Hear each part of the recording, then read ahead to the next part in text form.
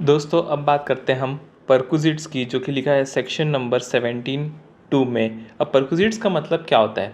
जो भी extra benefit मिलता है एम्प्लॉय को एम्प्लॉयर की तरफ से, उसको बोलते हैं हम परक्विजिट्स। फॉर एग्जांपल, अगर आपको कार मिली, लैपटॉप मिला, या फिर घर मिला रहने के लिए, होटल मिली कहीं रहने के लिए, तो ये सारी चीज़ें आती है परक्विजिट्स के अंदर। आइए देखते हैं इस पे कैसे टैक्स लगता है। सबसे पहले अलाउंस और परक्विजिट्स का डिफरेंस आपको मालूम होना चाहिए। अलाउंस का मतलब है जहाँ पर आपको एक फिक्स अमाउंट मिलता है, पर परक्विजिट्स का मतलब ये है आपको पैसा तब मिलता है जब आप एक्चुअल एक्सपेंडिचर इनकर करते हो। ठीक है, अलाउंस जो है वो पार्ट ऑफ सैलरी रहता है, पर जो परक्विजिट्स है वो आपको एक्स्ट्रा मिलता है। जैसा कि मैंने आपको बताया था, ये एक्स्ट्रा बेनिफिट टू एम्प्लॉय है। अब सबसे पहले आता है leave travel concession. Leave travel concession का मतलब क्या है? अगर कोई एम्प्लॉयर अपने एम्प्लॉय को, फॉर एग्ज़ाम्पल आप एम्प्लॉय हो, तो अगर आपको छुट्टी दे रहा है घूमने के लिए, और साथ ही साथ उस घूमने के टूर का पैसा भी दे रहा है आपको, तो उसका कैलकुलेशन कैसे करना है आइए देखते हैं।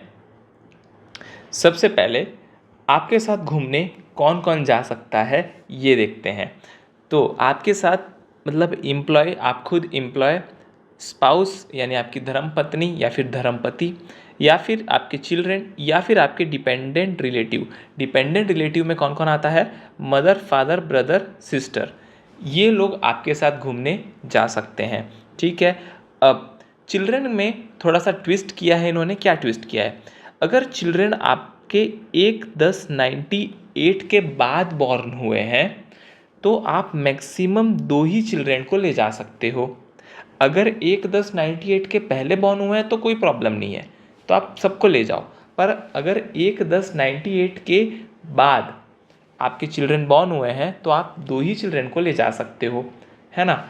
अब 2 ही चिल्ड्रन को ले जा सकते हो से मेरा मतलब है कि उतने का एग्जामेशन मिलेगा, है ना। ले तो आप 15 लोग को भी जा सकते हो, हाँ, तो मैक्सिमम 2 लोग का एग्जामेशन मिलेगा। अब अगर आपका फर्स्ट टाइम फर्स्ट बेबी हुआ, सेकेंड टाइम में आपका ट्विंस हो गए, सेकेंड टाइम में आपके ट्विंस हो गए, तो आपको तीनों बेबी को ले जाना अलाउड है। ठीक है, ले जाना यानी मैं बार बार आपको समझा रहा हूँ, उतना डिडक्शन आपको अलाउड है।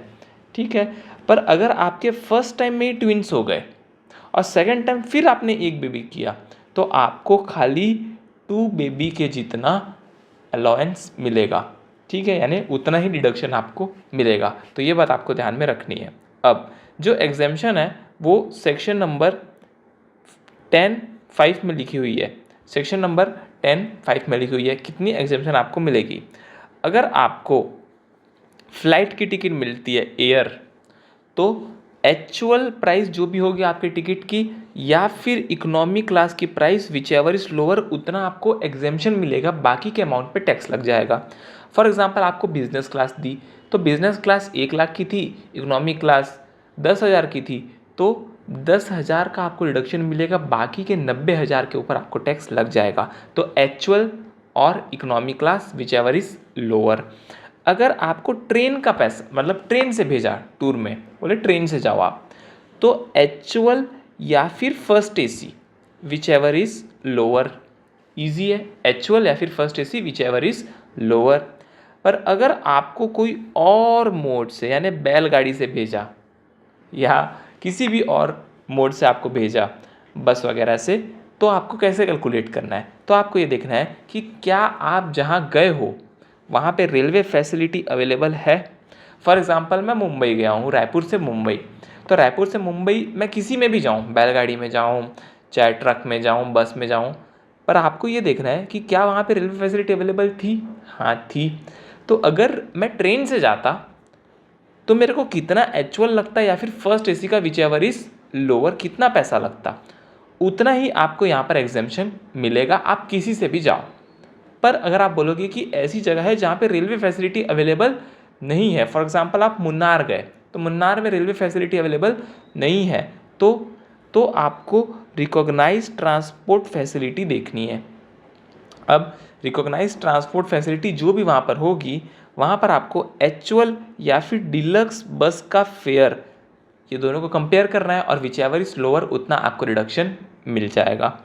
अब आप बोलते हो कि भाई साहब वहाँ पे रिकॉग्नाइज्ड ट्रांसपोर्ट फैसिलिटी भी अवेलेबल नहीं है, यानी आप जा रहे हो कहीं ऐसी जगह पे जहाँ पे बस वस कुछ नहीं चलती, कोई ट्रांसपोर्ट फैसिलिटी नहीं है, तो एक्चुअल और फर्स्ट एसी ट्रेन का सिमिलर डिस्टेंस, यानी अगर आप उस जगह पे ट्रेन से जाते तो कितने किलोमीटर में आपको कितना रुपए लगता है ना, तो उसको आपको निकालना है। और एक्चुअल और फर्स्ट एसी ट्रेन का similar distance which ever is lower, उतना आपको यहाँ पर एग्जेम्पशन मिलेगा लीव ट्रैवल कंसेशन में।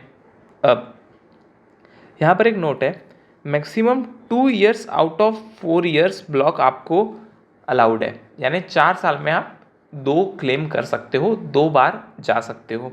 जो करंट ब्लॉक चल रहा है वो चल रहा है 22 से 25 कैलेंडर ईयर के हिसाब से चलता है, फाइनेंशियल ईयर के हिसाब से नहीं चलता है, यानी जनवरी 22 से लेकर दिसंबर 25 तक का ब्लॉक है। इस ब्लॉक में आप 2 बार एग्जामेशन को क्लेम कर सकते हो। ठीक है दोस्तों, तो ये था लीव ट्रैवल कंसेशन। अब आते हैं मेडिकल फैसिलिटी पे। अगर आपको मेडिकल फैसिलिटी दी है एम्प्लॉयर ने, तो पहली बात तो किसको किसको दे सकता है मेडिकल फैसिलिटी, तो मेडिकल फैसिलिटी दे सकता है एम्प्लॉय अपने आप को, spouse, children, development relative, mother, father, brother, sister, same. अब मेडिकल फैसिलिटी जो है उसके ऊपर हम बात करने वाले हैं। सबसे पहले मेडिकल फैसिलिटी में 2 चीज़ हो सकती है, या तो आपका ट्रीटमेंट इंडिया में होगा या तो इंडिया के बाहर होगा। पहले बात करते हैं आपका ट्रीटमेंट अगर इंडिया के अंदर हो रहा है, कहाँ हो रहा है, इंडिया के अंदर। तो इंडिया के अंदर अगर आपका ट्रीटमेंट हो रहा है तो हमको ये देखना है कि क्या गवर्नमेंट हॉस्पिटल में हो रहा है, क्या एम्प्लॉयर के खुद के हॉस्पिटल में हो रहा है, या किसी गवर्नमेंट रिकॉग्नाइज हॉस्पिटल में हो रहा है। गवर्नमेंट रिकॉग्नाइज या फिर गवर्नमेंट हॉस्पिटल या फिर एम्प्लॉयर का खुद का हॉस्पिटल, तो ये तीनों केस में एग्जेम्प्ट है, यानी कोई भी अमाउंट टैक्सेबल नहीं होगा। पर अगर कोई आप प्राइवेट हॉस्पिटल या प्राइवेट डॉक्टर यूज़ करते हो, आप बोलते हो नहीं मैं अपने ही फैमिली डॉक्टर के पास जाऊँगा, तो उस केस में जितना भी वो खर्चा एम्प्लॉयर आपको देगा डॉक्टर का, वो आपको पूरा टैक्सेबल हो जाएगा। अब अगर आप इंडिया के बाहर जाते हैं, आउटसाइड इंडिया, तो अभी इंडिया के बाहर जा रहे हो तो 2 खर्चे आएंगे, एक तो रहने का, वहाँ पे रहने का, ट्रैवल करने का, और हॉस्पिटलाइजेशन का। तो ट्रीटमेंट एंड स्टे या फिर ट्रैवलिंग, तो ट्रीटमेंट एंड स्टे यानी वहाँ रहने का और वहाँ पर ट्रीटमेंट करवाने की जो लिमिट आरबीआई ने प्रिस्क्राइब की है उसके हिसाब से आपको डिडक्शन मिलेगा। ठीक है, अब वो लिमिट आपको क्वेश्चन में दी होगी, 2 लाख 3 लाख जितनी भी है वो। ट्रैवलिंग के केस में ग्रॉस टोटल इनकम अगर आपकी 2 लाख तक है, 2 लाख से नीचे है, तो पूरा एग्जेम्प्ट हो गया ट्रैवलिंग, पूरा एग्जेम्प्ट हो गया ट्रैवलिंग। पर अगर 2 लाख के ऊपर है तो पूरा टैक्सेबल हो जाएगा ट्रैवलिंग। ठीक है, अब stay and travel only for 2 person, patient and attendant. ऐसा नहीं कि आप छोटी सी बीमारी के लिए लंदन चले गए और वहाँ पे घूम रहे हो, नहीं, खाली पेशेंट और अटेंडेंट 2 ही जन को अलाउ है। ठीक है, तो ये था मेडिकल फैसिलिटी। अब यहाँ पर कुछ नोट मैं आपको बता देता हूँ। अगर मेडिकल इंश्योरेंस प्रीमियम पे करता है एम्प्लॉयर तो वो एग्जेम्प्ट है, वो आपको टैक्सेबल नहीं होगा। और एक स्पेशल बीमारी कोविड का एग्जेम्पशन जो है वो अलाउड है सारे हॉस्पिटल में, क्योंकि उस समय बेड नहीं मिल रहे थे, तो प्राइवेट हॉस्पिटल को भी अलाउ कर दिया कि आप प्राइवेट में भी लोगे तो भी आपको फुल डिडक्शन मिल जाएगा। अब पर आपको वो कोविड वाला डिडक्शन क्लेम करने के लिए कौन से डॉक्यूमेंट रिक्वायर है, पॉजिटिव रिपोर्ट तो होनी चाहिए। ठीक है, 6 मंथ फ्रॉम पॉजिटिव रिपोर्ट के, जिस दिन आपका पॉजिटिव रिपोर्ट आया उस दिन से 6 महीने तक के खर्चे, मतलब बीमारी के खर्चे आप क्लेम कर सकते हो। सर्टिफिकेट ऑफ एक्सपेंडिचर भी आपके पास रहना चाहिए। तो ये था दोस्तों मेडिकल फैसिलिटी का, आपको कितना टैक्स लगेगा अगर आपका एम्प्लॉयर आपको मेडिकल फैसिलिटी प्रोवाइड करता है। अब बात करते हैं दोस्तों लोन टू एम्प्लॉय। अगर एम्प्लॉयर ने आपको लोन दिया और वो भी कंसेशनल रेट में दिया, कंसेशनल रेट यानी कम रेट में दिया, तो क्या, अगर आपका लोन 20,000 से नीचे है तो कुछ भी दिक्कत नहीं है, 20,000 से नीचे है तो सारा एग्जेम्प्ट है, कुछ करने की कोई ज़रूरत नहीं है। पर अगर आपका लोन अबाउ 20,000 है तो आपका टैक्सेबल अमाउंट कैसे आएगा, जितना भी लोन का अमाउंट है इंटू SBI का rate minus actual interest charge, उतना आपका टैक्सेबल अमाउंट आ जाएगा। यानी जितना आपसे इंटरेस्ट कम चार्ज किया है उस इंटरेस्ट पे आपको टैक्स लगाएगा। देखो एक बार और, लोन अमाउंट इंटू SBI का रेट, फॉर एग्जाम्पल SBI 12% में है, आपका एम्प्लॉयर आपको 8% में दे रहा है, तो 12 माइनस 8 4%, यानी 20,000 के ऊपर, यानी 1 लाख मान लेते हैं, तो 1 लाख का 4% आपको 4,000 टैक्सेबल हो जाएगा। ठीक है। अब अगर आपने किसी डिजीज़ के लिए लोन लिया था तो पूरा एग्जेम्प्ट है। ठीक है। अब सवाल ये है कि SBI का रेट कैसे कैलकुलेट करेंगे। तो SBI का रेट कैलकुलेट होगा एवरी मंथ के आउटस्टैंडिंग बैलेंस पे, यानी हर मंथ आपको कैलकुलेट करना है ये चीज़, और हर मंथ का फर्स्ट डे का जो SBI रेट है वो आपको देखना है प्रीवियस ईयर का। यानी फॉर एग्जांपल आप फाइनेंशियल ईयर 24-25 के लिए कर रहे हो तो 1-4 अप्रैल को जो भी SBI का रेट होगा वो आपको लेना है। अब कैलकुलेशन हर मंथ होगा और हर मंथ जितना बैलेंस आउटस्टैंडिंग आपका बच रहा है, फॉर एग्जांपल आप कुछ कुछ सैलरी से पे करते जा रहे हो तो आपको इंटरेस्ट कम लग रहा है, तो आपको जो आउटस्टैंडिंग बैलेंस है वो कंसिडर करना है और आपका टैक्सेबल अमाउंट निकल जाएगा। तो ये हो गया लोन टू एम्प्लॉयज़। अब आते हैं गिफ्ट। गिफ्ट अगर कैश में है तो पूरा टैक्सेबल, अगर काइंड में है तो वैल्यू 5,000 के नीचे है तो एग्जेम्प्ट, और 5,000 के ऊपर है तो फुल्ली टैक्सेबल। सिंपल, कैश दिया फुल टैक्सेबल, काइंड में दिया तो 5,000 के नीचे एग्जेम्प्ट, 5,000 के ऊपर फुल्ली टैक्सेबल है। ठीक है। अब आते हैं ESOP में, employ stock option plan, ESOP। अब ESOP का मतलब क्या होता है कि कई बार एम्प्लॉयर आपको शेयर्स देता है अपने कंपनी के, वो भी कम अमाउंट पे। ठीक है, कम अमाउंट पे आपको शेयर देता है तो उसके ऊपर टैक्स लगना चाहिए क्योंकि मार्केट से कम अमाउंट में आपको दे रहा है वो। ठीक है, तो taxable amount equals to fair market value minus issue price into number of shares. यानी फॉर एग्जांपल अगर आपको 100 रुपये का शेयर 80 रुपये में दिया तो 100 rupees fair market value minus 80 rupees issue price, तो 20 रुपीज़ इंटू अगर आपको 1000 शेयर दिए तो 20,000, तो उतना आपको टैक्सेबल अमाउंट बन जाएगा। अब FMV यानी फेयर मार्केट वैल्यू कैसे निकालेंगे और कब निकालेंगे। फेयर मार्केट वैल्यू निकालेंगे on the date of exercise, यानी जिस दिन आपने उस ऑप्शन को एक्सरसाइज किया उस दिन का फेयर मार्केट वैल्यू कैलकुलेट करना है। कैसे करेंगे, पहले देखना है आपके जो एम्प्लॉयर है उसका शेयर लिस्टेड है या नहीं। अगर लिस्टेड है तो opening plus closing divided by 2, opening value कितनी थी शेयर की प्लस क्लोजिंग वैल्यू कितनी थी डिवाइडेड बाय 2। ठीक है। अब सवाल ये क्या बोलोगे, जिस दिन मैंने स्टॉक एक्सरसाइज किया उस दिन तो संडे था तो उस दिन तो ट्रेडिंग ही नहीं हुई, तो इफ़ नॉट ट्रेडेड, उस दिन अगर ट्रेडिंग नहीं हुई है तो क्लोजिंग प्राइस लेना है प्रीवियस ट्रेडिंग डे का, यानी फ्राइडे का, क्योंकि सैटरडे को मार्केट बंद रहता है, तो फ्राइडे का जो क्लोजिंग प्राइस है उस स्टॉक का वो आपको कंसीडर करना है FMV। ठीक है दोस्तों। अब अगर अनलिस्टेड शेयर है तो क्या करना है, मर्चेंट बैंकर से आपको उसका वैल्यूएशन करवा लेना है, सिंपल। ठीक है। अब जब आपने यहाँ पे टैक्स बता दिया, अब जब आप 3-4 साल बाद इस शेयर को बेचोगे तो आपको कैपिटल गेन लगेगा, तो कैपिटल गेन के समय जो आप कॉस्ट ऑफ शेयर लोगे वो फेयर मार्केट वैल्यू लोगे जो आपने यहाँ पे निकाली है। क्यों, क्योंकि फेयर मार्केट वैल्यू के पहले का जो अमाउंट है उस पर आपने टैक्स ऑलरेडी पे कर दिया है। तो at the time of sale take FMV as cost for calculation of capital gain.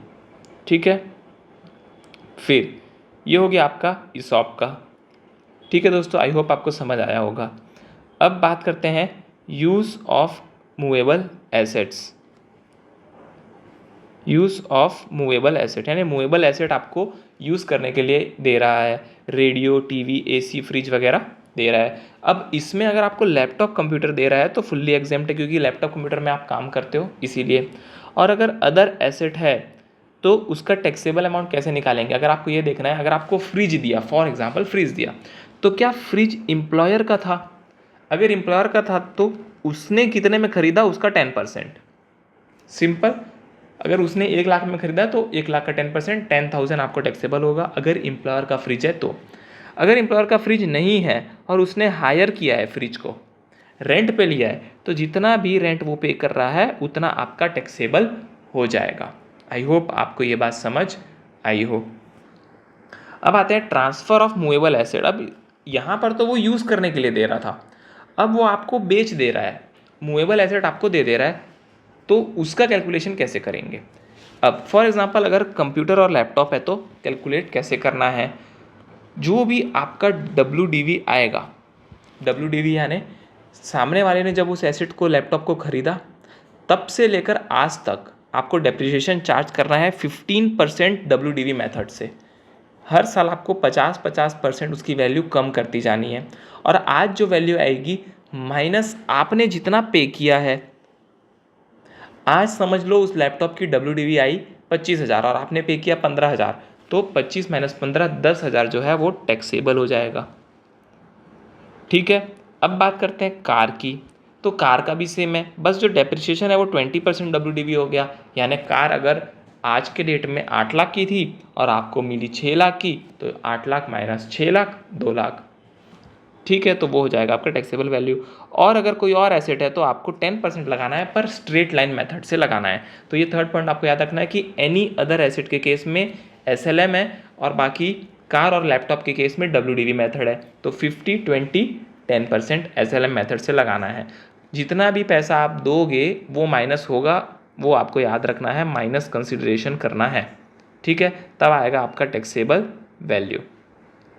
अब यहाँ पर जो डेप्रिसिएशन लोगे ओनली फॉर कंप्लीटेड ईयर लोगे, यानी पूरा साल कंप्लीट हुआ है तो आपको डेप्रिसिएशन लेना है, अगर पूरा साल कंप्लीट नहीं हुआ है तो आपको डेप्रिसिएशन नहीं लेना है। ये बात आपको ध्यान में रखनी है।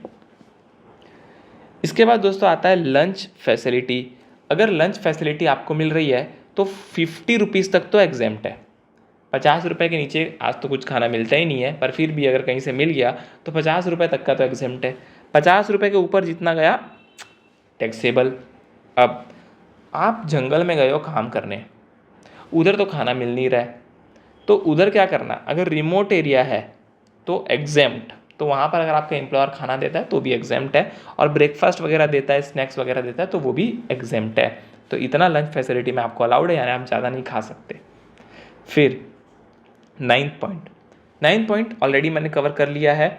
अगर आपने प्रोविडेंट फंड वाला वीडियो नहीं देखा तो वो वीडियो देखिए, यहाँ पर वहाँ पर ये वाला 17-7 वाला ऑलरेडी कवर कर चुका हूँ मैं। अब आते हैं रेंट फ्री एकोमोडेशन, यानी आपको एम्प्लॉयर ने रहने के लिए जगह दी पर कोई भी पैसा नहीं लिया। अब पहले बात करेंगे हाउस की, यानी घर की।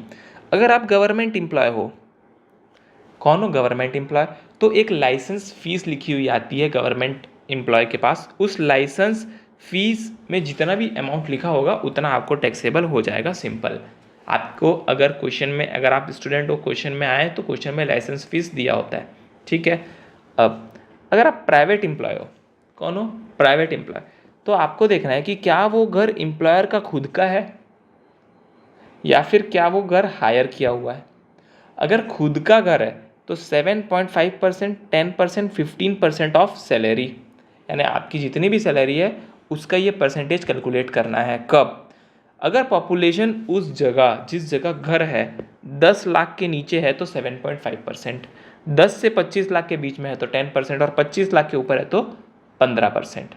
ठीक है, फिर हायर्ड बाय एम्प्लॉयर, अगर वो घर उसने खुद रेंट पे लिया हुआ है तो 15% ऑफ सैलरी, और rent which ever is lower उतना आपको टैक्सेबल हो जाएगा।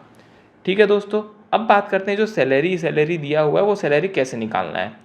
तो ये वाला सैलरी आपको याद रखना है कि जब भी घर की बात आती है तो घर एक बहुत बड़ी चीज़ होती है, तो घर एक बहुत बड़ी चीज़ होती है, तो उसका फॉर्मूला भी बहुत बड़ा होता है सैलरी निकालने का। क्योंकि अभी हमने पिछले वीडियो में जितनी भी सैलरी देखी वो बहुत ईजिली निकल रही थी, पर यहाँ पर देखिए basic salary, DA in terms, commission, bonus, commission, all commission है, टर्नओवर कमीशन खाली नहीं लिखा है, all commission, bonus, taxable allowance plus other monetary income excluding perquisites, यानी परक्विजिट्स को ऐड नहीं करना है। अब जो सैलरी है वो आपको ओनली करेंट पीरियड की देखनी है। ठीक है, जो अभी चल रही है वो, और जितने महीने आप उस घर में रहे उतने महीने की सैलरी आपको कंसीडर करनी है। अगर आप 6 महीने रहे तो 6 महीने की सैलरी, अगर आप 10 महीने रहे तो 10 महीने की सैलरी, और वो भी सैलरी करेंट पीरियड की रहेगी।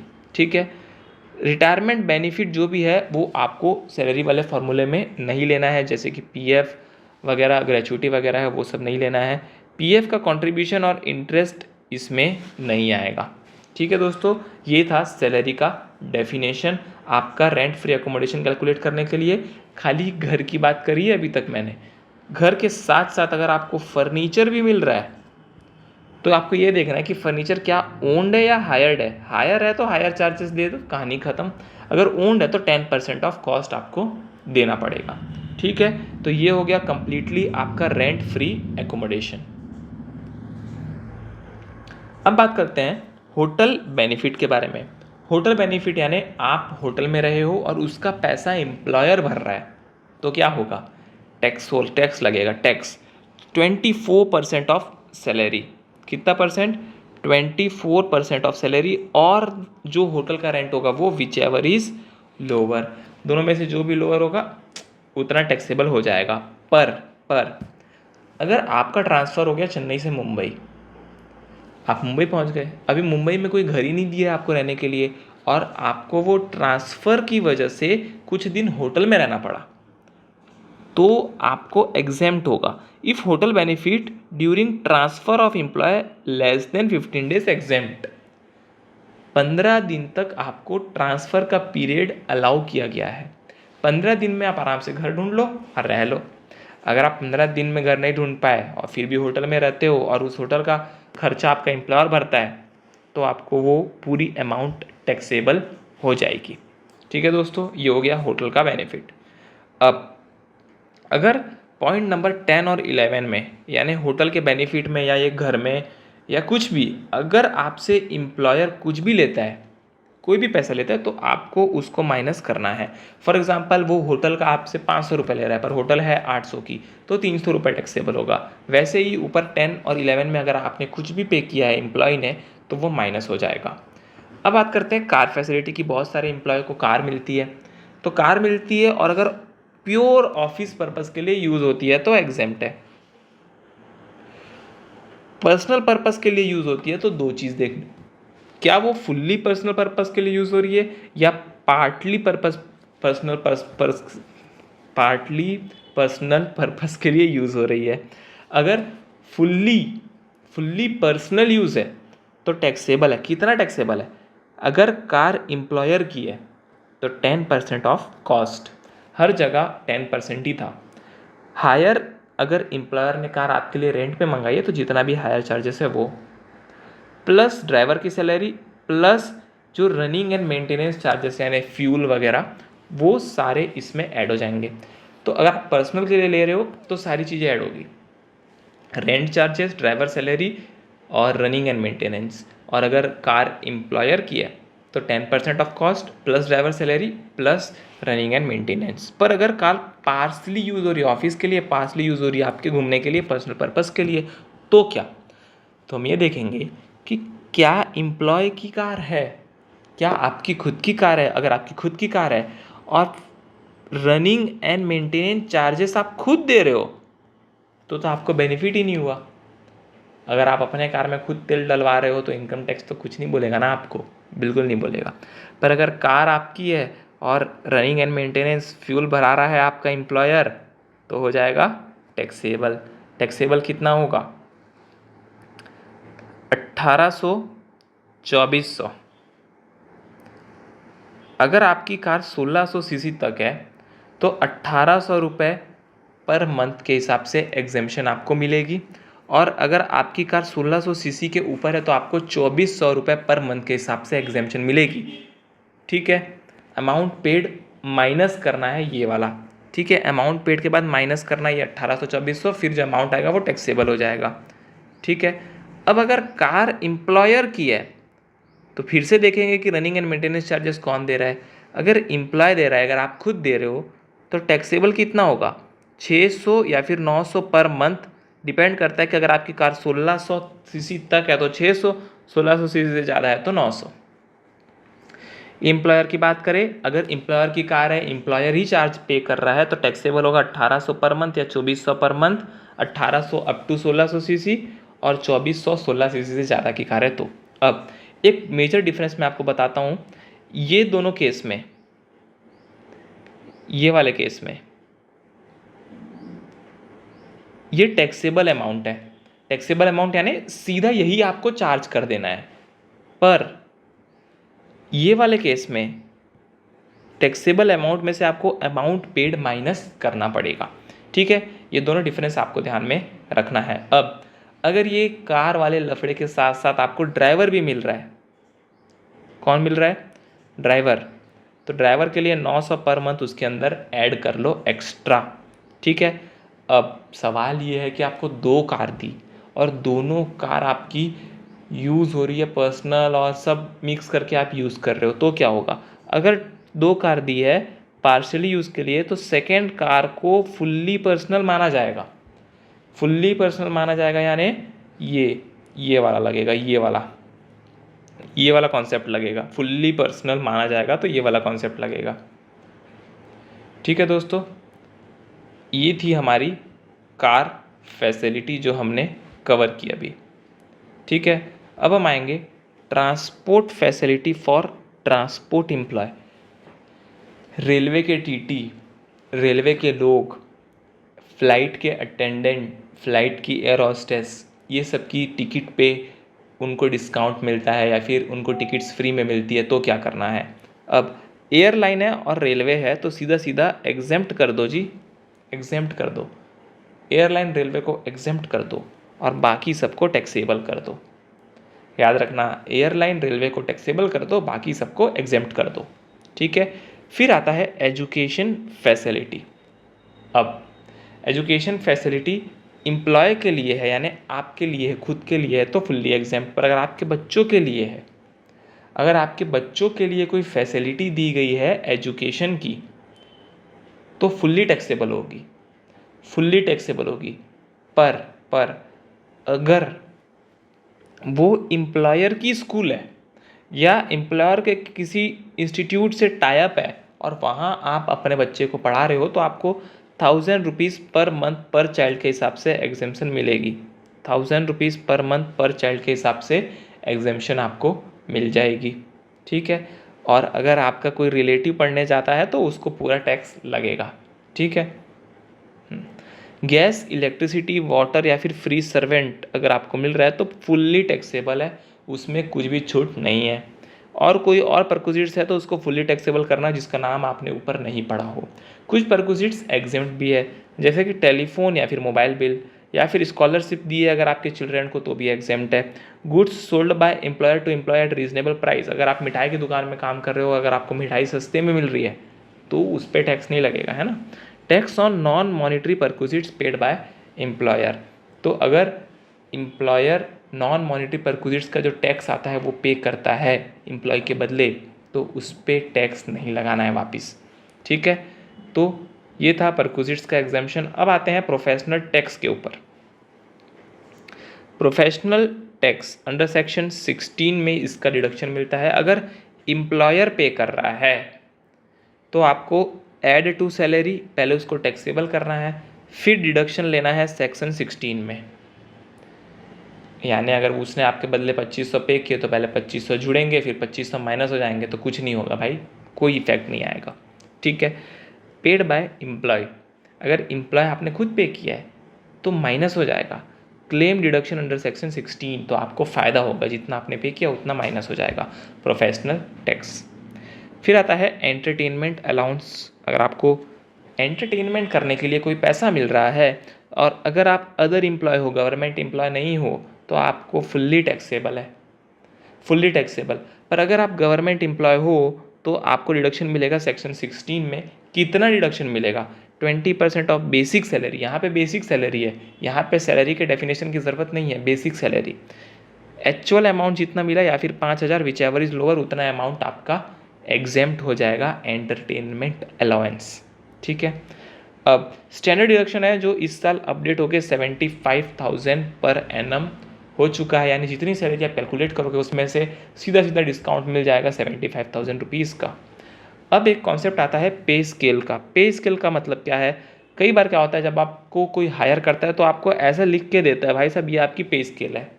अब इसको समझना कैसे है? ईजी है बहुत। इसका मतलब ये है कि आपकी सैलरी 10,000 से स्टार्ट होगी, हर साल 2000 प्लस होगी। तो पहले साल 2000 प्लस हुई तो आपकी सैलरी हो गई 12,000, है ना। फिर दूसरे साल 2000 प्लस होगा तो आपकी सैलरी हो गई 14,000, तो ये वाला आ गया।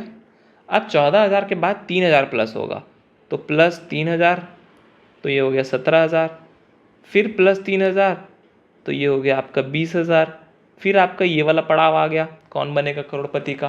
फिर 5,000 प्लस होगा तो यहाँ पे 5,000 और 25,000। तो ऐसे आपको हर साल की सैलरी इंक्रीमेंट होती रहेगी। ये होता है पे स्केल। अब एक रिबेट होती है under section 89 for arrear of salary, उसके लिए मैं आपको अलग से एक वीडियो बनाऊंगा, और 115 BAC फॉर सैलरी के लिए भी अलग से वीडियो बनाऊंगा।